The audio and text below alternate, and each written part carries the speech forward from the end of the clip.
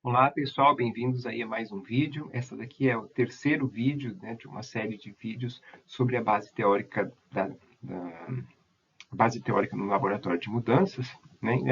Na primeira parte a gente falou sobre o que era atividade, o que era o sistema de atividade. No segundo vídeo a gente falou sobre contradições, desenvolvimento.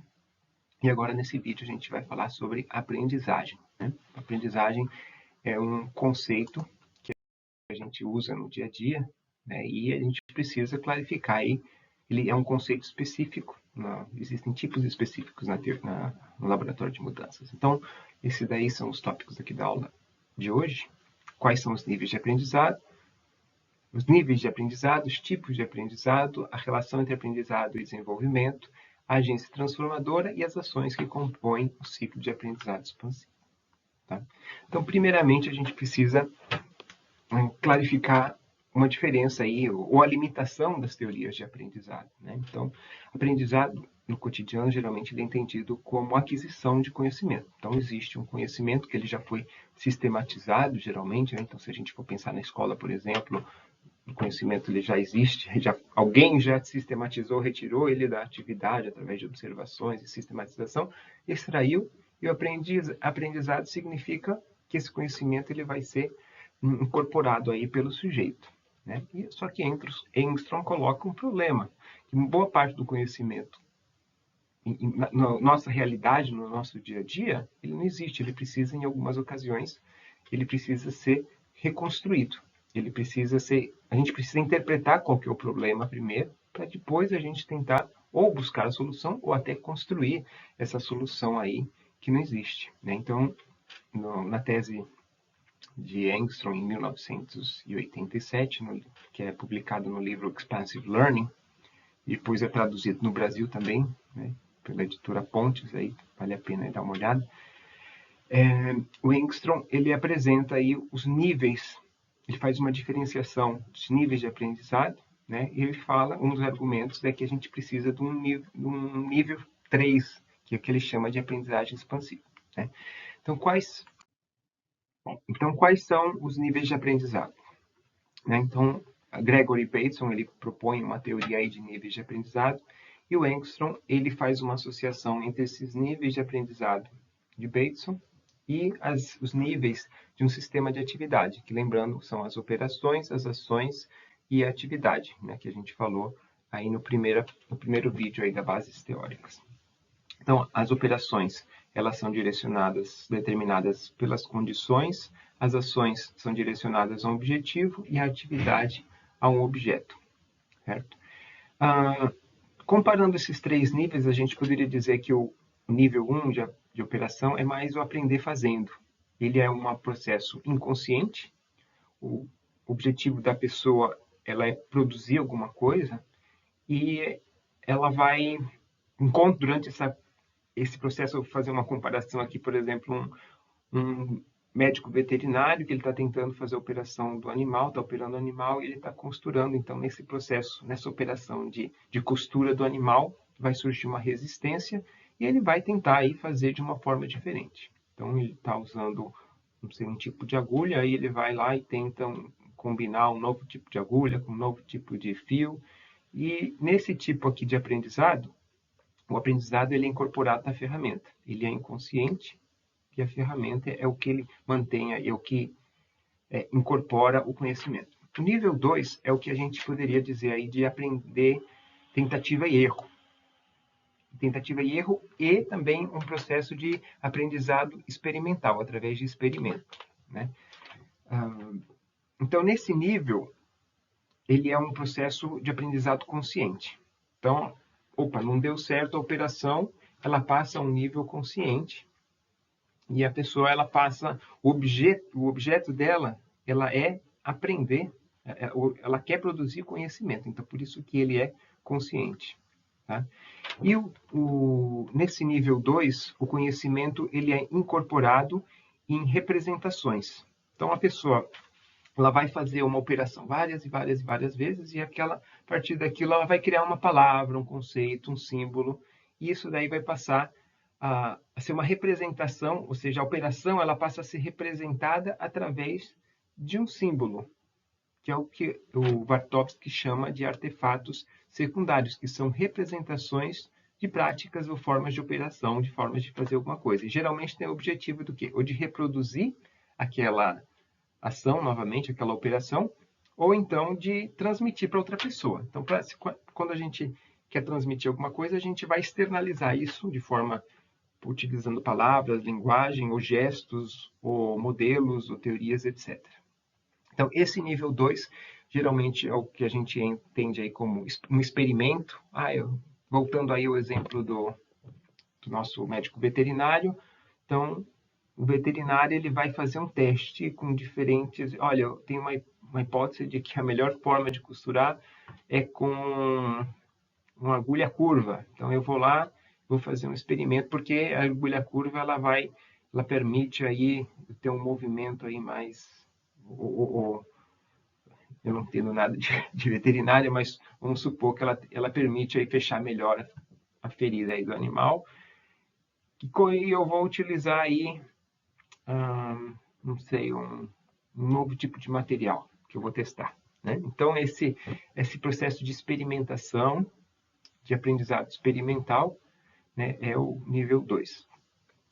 E o que o Engstrom fala é que, então, nesse caso, no nível 2, uma característica é que o problema é dado e a pessoa tem que buscar a solução. O Engstrom ele faz uma diferenciação ele diferencia o nível 2 em dois grupos, o A e o B. O que ele diz? Que o nível A é esse aprendizado por tentativa e erro cego, vamos dizer, que eu tento diferentes formas de fazer, mas não é uma forma guiada, né?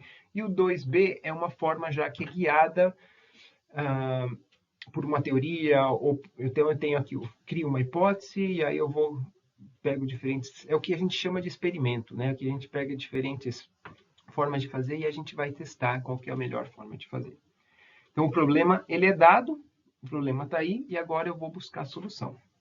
O que o Engstrom ele fala que existem situações onde que o sujeito ele começa a questionar o contexto, questionar o problema.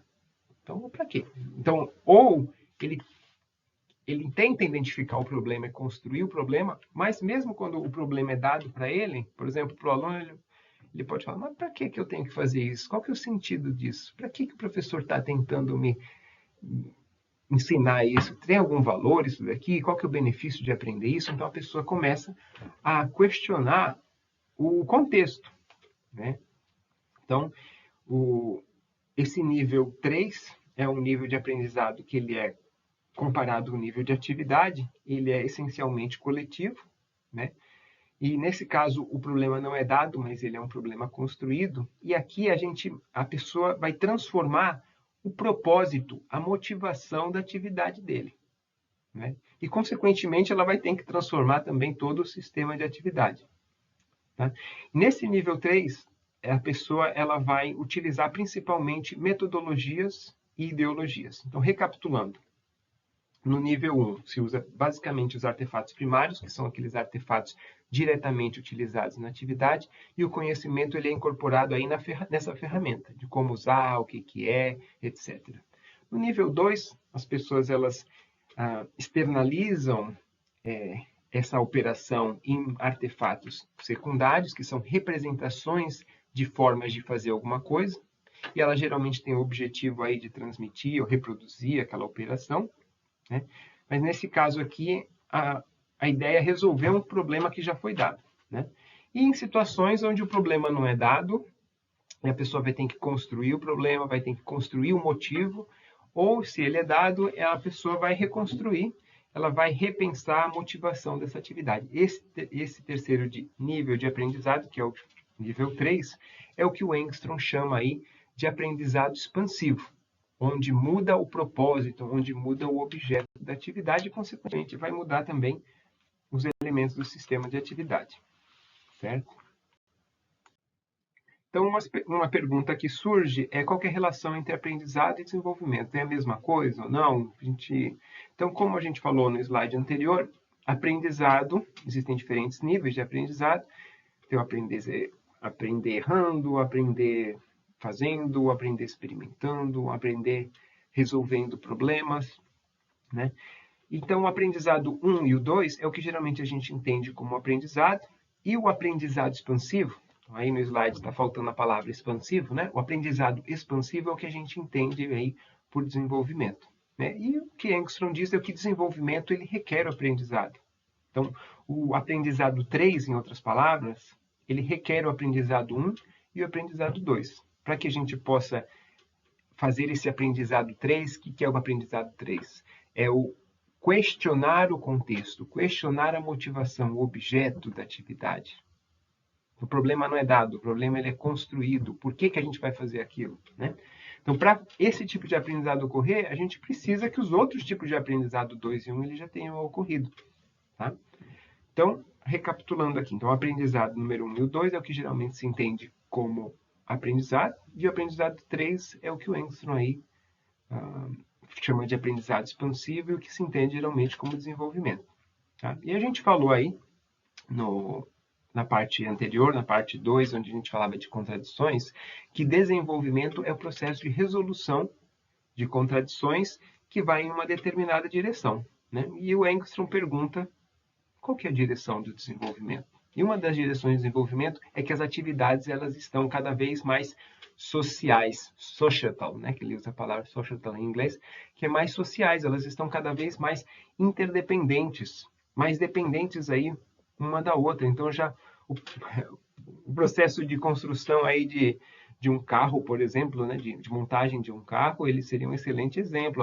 Por exemplo, o ferro pode ser produzido no Brasil, esse ferro vai para o México produz outra peça que vai para a Europa, ou vai para o Japão, ou volta para o Brasil. Então é um processo, os sistemas de atividade eles passam a ser todos aí, eles passam a ter uma interdependência entre eles. E o que significa que eles são cada vez mais afetados pelas contradições e turbulências que ocorrem no sistema, na sociedade em geral. Então, eles passam a ser cada vez mais afetados e interdependentes. Essa aí é uma das direções de desenvolvimento, que as atividades estão cada vez mais interdependentes.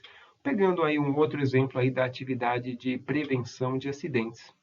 Então, antigamente que as atividades elas eram mais isoladas, então um acidente para mim prevenir um acidente, uma doença de trabalho, eu ia lá numa empresa e conseguia resolver o problema lá naquela empresa. Só que hoje em dia o problema ele passa a ser eu preciso envolver um número cada vez mais de atividades para mim tentar resolver aquele problema. Eu preciso envolver, talvez, aí quem constrói as ferramentas, preciso envolver também o consumidor. Então, eu preciso cada vez mais, essas atividades estão se tornando mais interdependentes. Pronto, então agora que a gente já falou dos níveis, a gente vai falar quais são os tipos de aprendizados possíveis aí na teoria da atividade e consequentemente, em laboratório de mudanças, né? Então, um dos conceitos que a gente falou na primeira parte, que era a mediação cultural. Então, Vygotsky ele propõe, né, que a relação entre o sujeito e o objeto, ela é mediada aí por artefatos culturais. E esses artefatos culturais, eles são não apenas ferramentas, mas também elas são ideias, símbolos, sinais, né, que a gente entra em métodos, etc.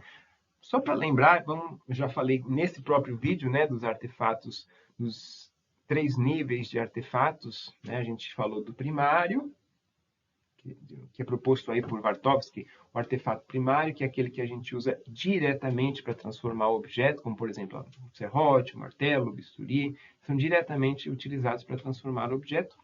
Os secundários, que são representações de uma prática, de uma forma de fazer alguma coisa, né?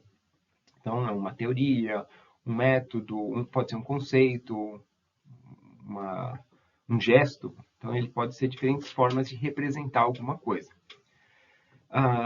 E nós temos o nível 3, que são artefatos para imaginar algo novo, para transformar alguma coisa, para fazer uma simulação. Tá? Então, essa mediação cultural tem esses 3 níveis aí de artefatos que podem ser utilizados. Tá?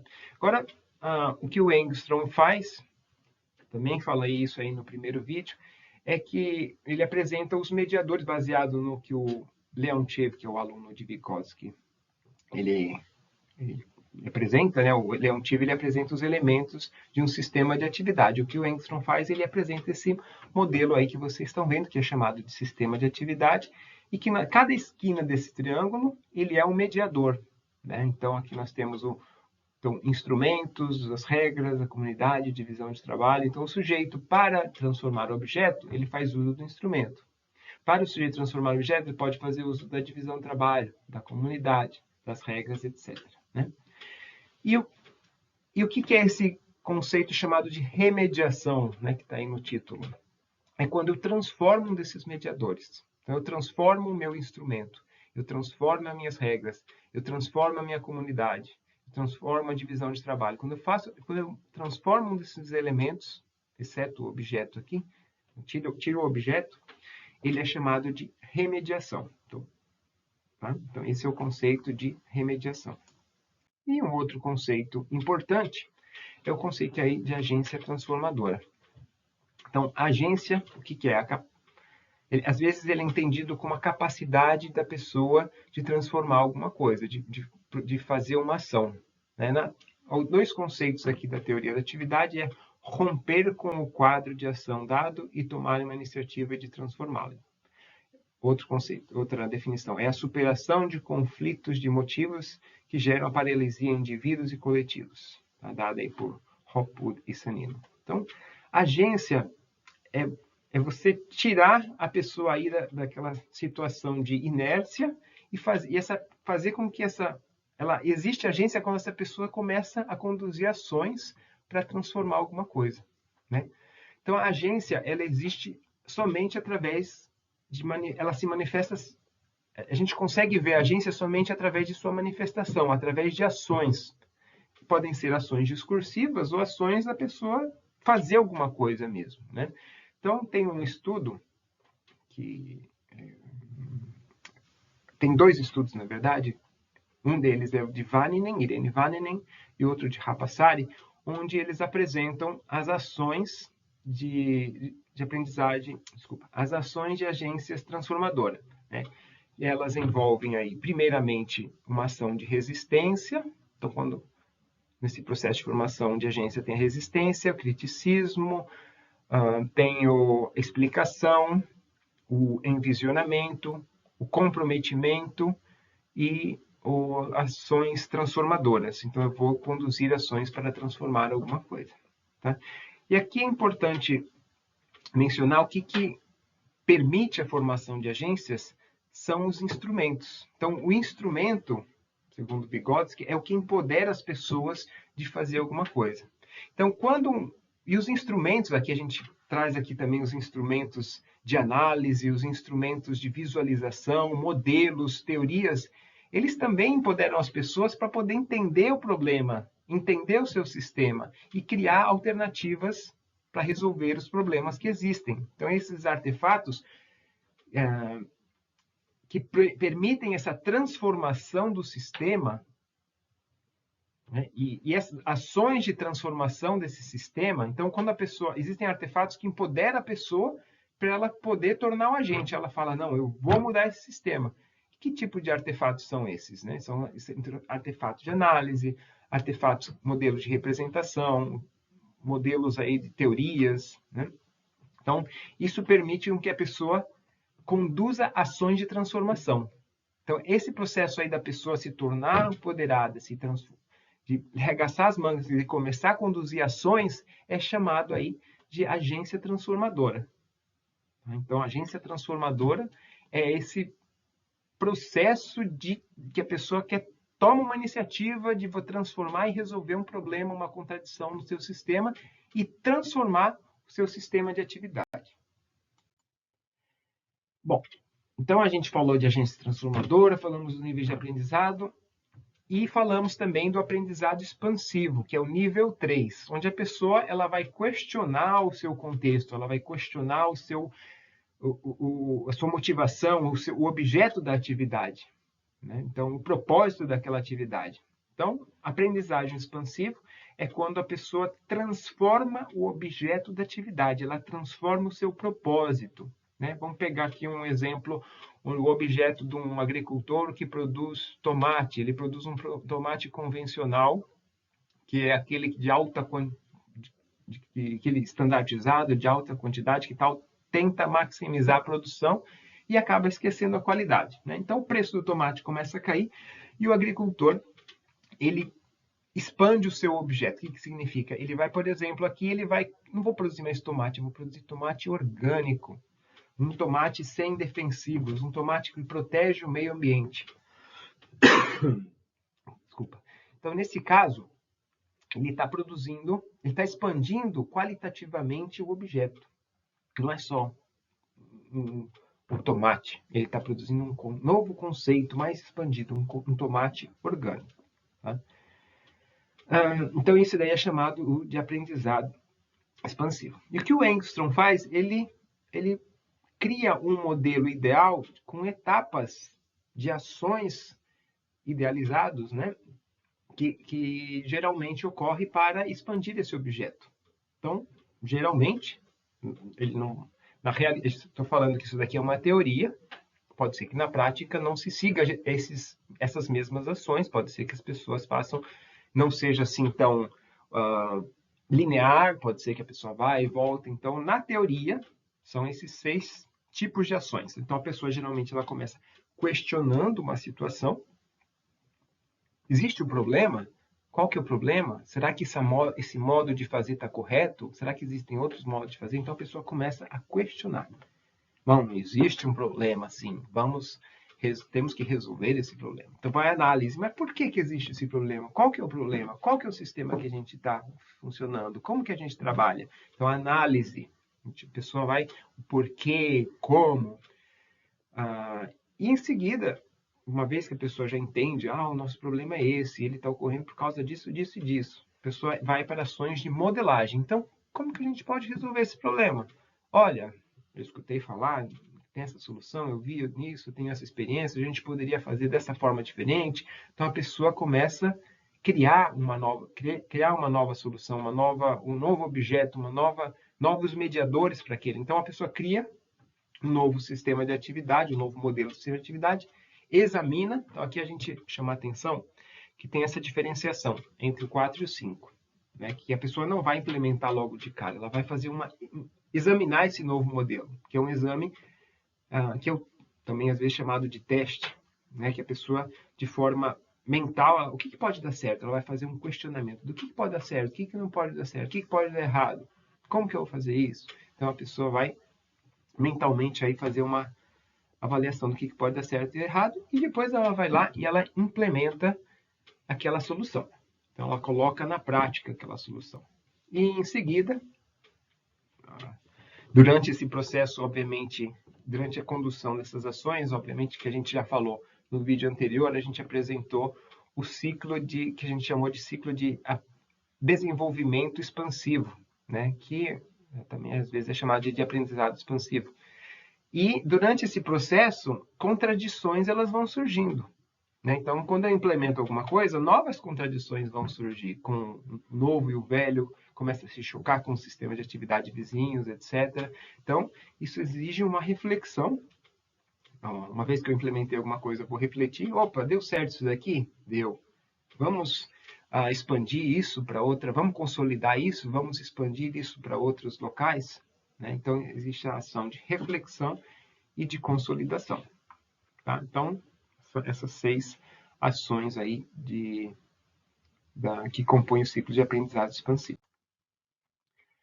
Finalmente, um outro conceito importante aí na teoria da atividade, também utilizado no laboratório de mudanças, é a zona de desenvolvimento proximal. Então, como é que geralmente é entendido, né? Então, é um conceito que foi proposto por Vygotsky, que tem essa definição que vocês estão lendo aí, a distância entre o nível de desenvolvimento real, determinado pela solução de problemas de forma independente, e o nível de desenvolvimento potencial, determinado através da solução de um problema sobre orientação ou de colaboração com pares mais capazes. Vou tentar traduzir isso daqui. É a diferença entre aquilo eu consigo sozinho, eu consigo fazer isso. Em colaboração com outra pessoa, com colaboração com outras pessoas mais capazes, mais experientes, etc., eu consigo fazer isso. Então, a diferença entre o que eu faço eu sozinho e o que eu consigo fazer com outras pessoas, me dando instruções, me ajudando, mostra o potencial de desenvolvimento daquela pessoa. Então, aquela pessoa vai conseguir chegar naquele outro nível. Então, essa distância entre o que eu consigo fazer hoje, sozinho, que é menos, né? E o que eu consigo fazer com aquela outra pessoa, essa distância é a zona de desenvolvimento proximal. Então, o que acontece? Engstrom pega esse princípio, essa ideia de que eu consigo fazer sozinho e como eu consigo fazer com a ajuda de alguém, e traduz para nível coletivo, né? Então, ele apresenta essa definição. É a distância, zona de desenvolvimento proximal, é a distância entre as ações cotidianas atuais dos indivíduos e as novas formas históricas de atividade social que pode ser gerada coletivamente como uma solução para o vínculo duplo potencialmente embutido nas ações cotidianas. Traduzindo isso daqui. Novamente, é aquilo que eu consigo fazer a nível de ação, sozinho, individualmente, com aquilo que eu consigo fazer a nível de atividade de forma coletiva. Então, os problemas que uma pessoa consegue resolver sozinho é X. E o que as pessoas conseguem fazer colaborativamente é Y, é maior. Então, o que é a zona de desenvolvimento proximal? Essa diferença. O que eu consigo fazer hoje, baseado nos mediadores que eu tenho, nas ferramentas que eu tenho, no conhecimento que eu tenho, de forma nível de ação. Quando a gente vai colaborar juntos, todos juntos, a gente vai conseguir fazer esse nível maior, né? As DPD, essa distância entre essa zona, é chamada de zona por quê? Porque é uma área, não é determinado, o desenvolvimento ele não é determinado, não, ele é isso. Ele pode ser um monte de possibilidades de desenvolvimento, de várias direções. Então, para representar essas possibilidades, essa zona, essa área, essas possibilidades de desenvolvimento, se utiliza geralmente, talvez você já tenha visto, gráficos, né? Onde você tem um gráfico vertical e um gráfico horizontal com diferentes dimensões, que pode ser em relação ao objeto, pode ser em relação à comunidade, e você combinando essas diferentes dimensões, você vai ter diferentes alternativas, diferentes possibilidades aí de resolver aí diferentes combinações que podem resolver as contradições num sistema. Tá? Então, vamos recapitular. Esse aqui já é o último slide. O que nós falamos hoje, nesse vídeo? Falamos que aprendizado, geralmente, ele é entendido no cotidiano como aquisição de conhecimento, um conhecimento que já existe, um conhecimento que já está pronto, mas existem situações onde o problema não existe. A gente precisa contextualizar ou recontextualizar o problema. Né? Então, Engstrom ele apresenta os 3 níveis de aprendizado. Um é a nível operacional, onde a pessoa não está consciente. O conhecimento ele é embutido na ferramenta. Tá? O objetivo da pessoa não é aprender. Ela aprende, mas o objetivo ele é fazer alguma coisa. Então, geralmente, é eu aprender a fazer. O objetivo de nível 2, que é o objetivo que a pessoa está consciente. Então, o problema ele é dado, a pessoa não vai contextualizar o problema, mas a pessoa está consciente, ela está consciente de que ela quer aprender. Então, ela vai aprender tentando, de forma chamada cega, né? Que você não é guiada, ou guiado aí através de um experimento. E existe um nível de 3, onde a pessoa questiona o contexto. Mas para que eu estou fazendo isso? Para que eu estou operando? Para que tipo...